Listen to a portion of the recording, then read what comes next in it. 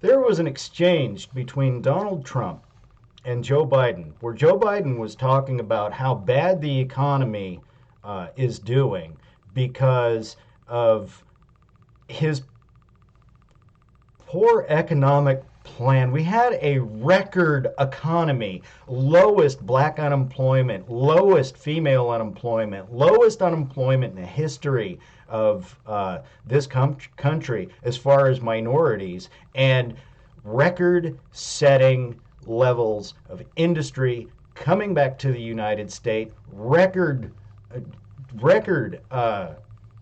stock market prices. It was an absolutely incredible economy until COVID hit.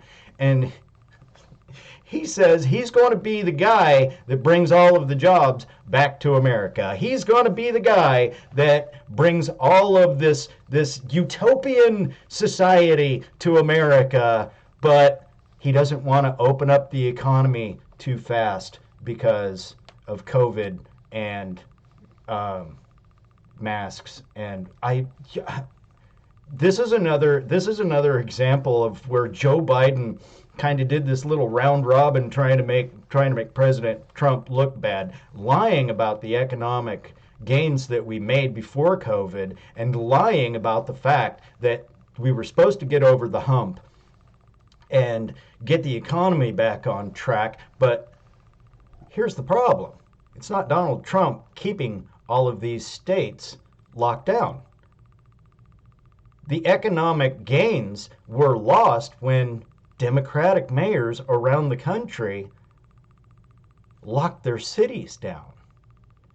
And you want to go back and you want to talk about all the people that have lost their lives. Well, the argument was if we didn't lock it down, then there would be millions of people dead. We've had about 200,000 people die because we pulled back, figured out how we were going to move forward, and now Donald Trump wants to open the economy back up because you have to do this risk evaluation of whether opening the economy is going to kill more people or keeping it shut down is going to kill more people. You have to do the risk assessment there. You have to be able to say, maybe it's time to open the economy back up. I haven't worked for 6 months. 6 months! Because Kate Brown has kept this state locked down. And again, he's not going outside of his presidential purview to tell states that this is how they have to operate and this is how they have to open up. He's allowing the mayors and governors of the mayors of the cities and the governors of the state to put those policies in place so we can get the economy opened up. Florida just said, screw it, we got to go.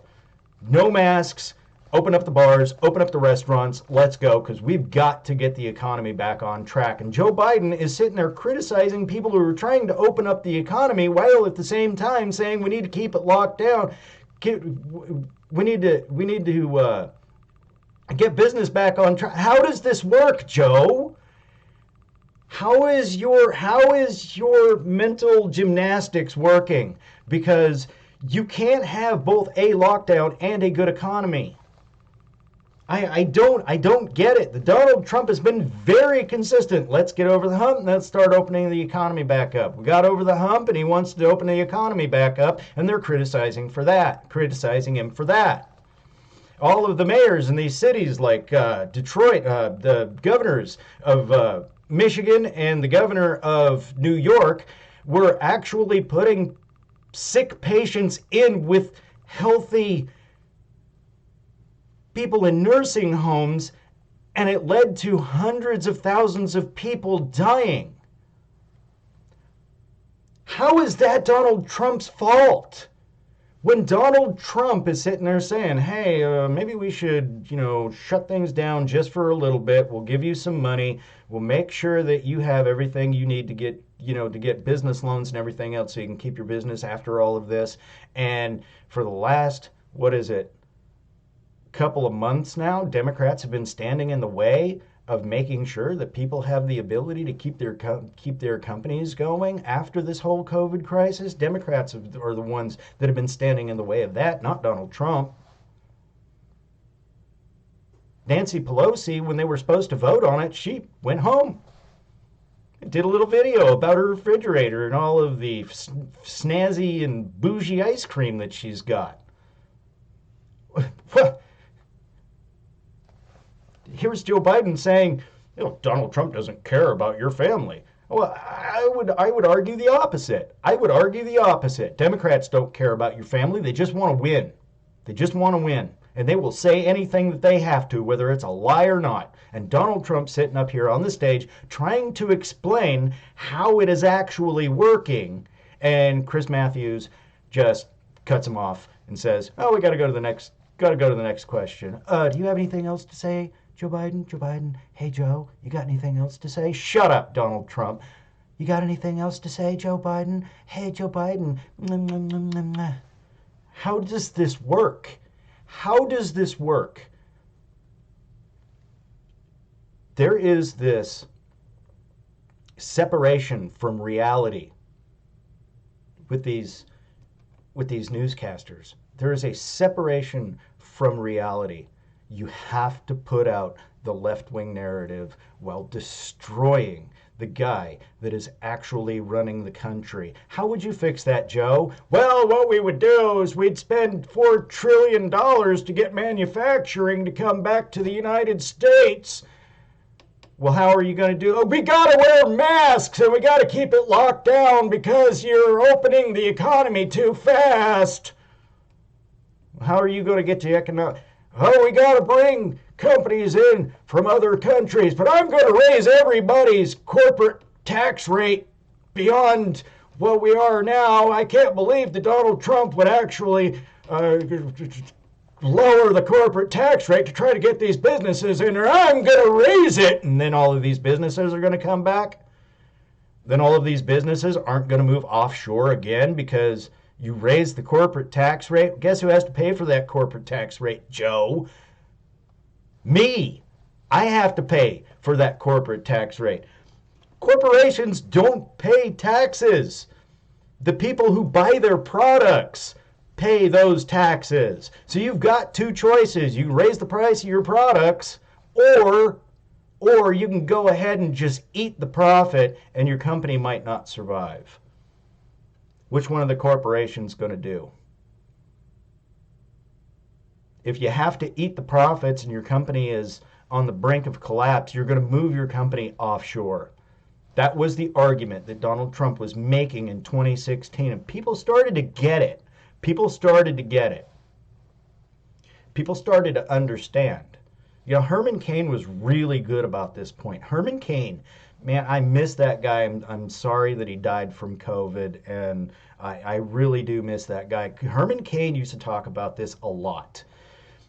He was the CEO of Godfather's Pizza, and Bill Clinton wanted to raise everybody's tax rate to unbelievable levels, 39.5%, 40%, something like that. And Herman Cain was telling Bill Clinton that one of two things is going to have to happen. I'm either going to raise the price of my pizza, or I'm going to have to eat that profit and possibly make the company insolvent.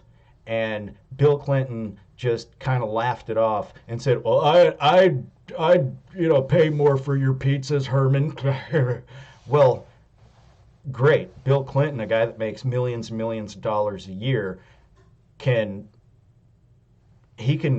absorb that cost. But what about the person that doesn't have any money and he's trying to get a pizza so he can feed his family?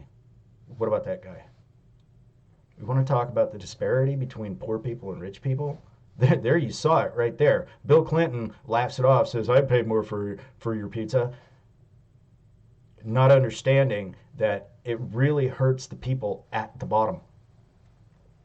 Donald Trump has lowered the corporate tax rate, wooed companies coming back into the United States, and said, hey, we'll go ahead and give you tax holidays if you bring your companies back to the United States. GDP would take off at that point.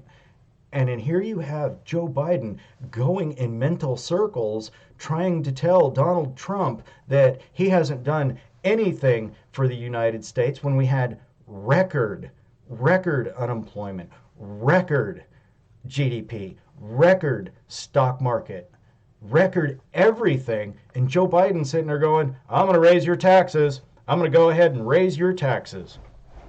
All right, great. Great. You saw how that worked for California. California put more taxes on Elon Musk. They literally targeted Elon Musk because he's one of the wealthiest guys in the United States. He's got one of the best companies in the United States. They make amazing products. They decided that they were going to target him and go after him specifically with the tax code, and he moved his operation to Texas. How's that going to work out for you, Joe? It's not going to work out for you, Joe. Democrats are insane, and the only thing that they can do is stand there and lie about this guy. And I find it really, really sick that Chris Wallace let him lie to the American people. And when Donald Trump tried to defend it, Chris Wallace went, "Oh, we need to go to the next segment. We need to go to the next segment. No. Joe, is there anything to say? Joe, you want to? Okay, you're done. All right. I'd like to speak. Nope, sorry, we got to go to the next segment." Just amazing. I can't take it anymore. Can't take it anymore. But Donald Trump did get one really good rip in on Joe Biden, and we'll look at that one. We'll look at that one next.